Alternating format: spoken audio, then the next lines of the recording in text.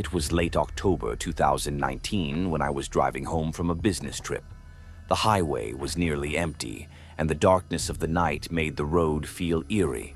My only company was the occasional streetlight and the dim glow of my dashboard.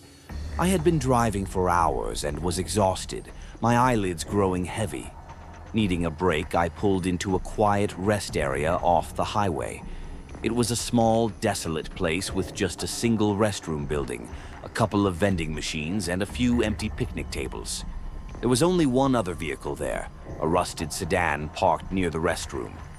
I didn't see anyone inside or around it, which gave me an uneasy feeling, but exhaustion overpowered my concerns. I got out, stretched my legs, and walked toward the restroom. The air was crisp, and the silence felt unnerving. As I approached the door, I heard faint shuffling from inside. I hesitated, but dismissed my nerves and stepped in.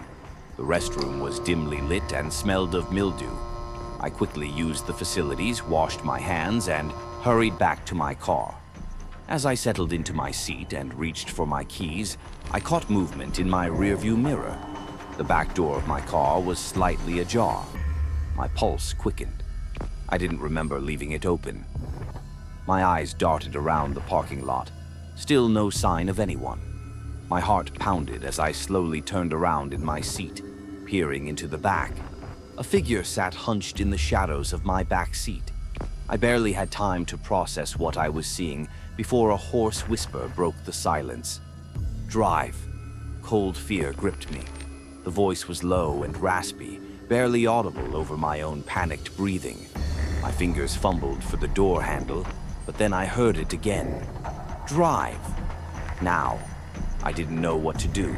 Every instinct screamed at me to run, but my body was frozen in fear. The figure shifted slightly, and I saw the faintest glint of something metallic, a knife. I started the engine with shaky hands, my mind racing for a plan. As I pulled back onto the highway, I forced myself to stay calm, stealing glances at the shadowy figure in my mirror. They remained still, their face obscured by the darkness. My grip tightened on the wheel.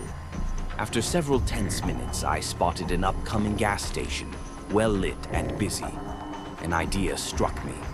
Without warning, I jerked the wheel and swerved into the station's lot, slamming the brakes and throwing the car into park.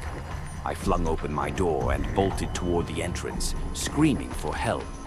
Other travelers and employees turned toward me, alarmed. I gasped out that someone was in my car. A few bystanders rushed over, but when they peered into my vehicle, the back seat was empty. The door that had been ajar was now wide open. I stood there, breathless and shaking. I searched around the lot, but there was no sign of the intruder. After gathering my wits, I checked my car. Nothing was missing. No sign that anyone had been there, except for one thing. A single piece of paper lay on the back seat. Scrawled in smudged, shaky handwriting were the words, "You picked the wrong stop." I left that gas station as fast as I could, heart pounding all the way home. I never stopped at a lonely rest area again.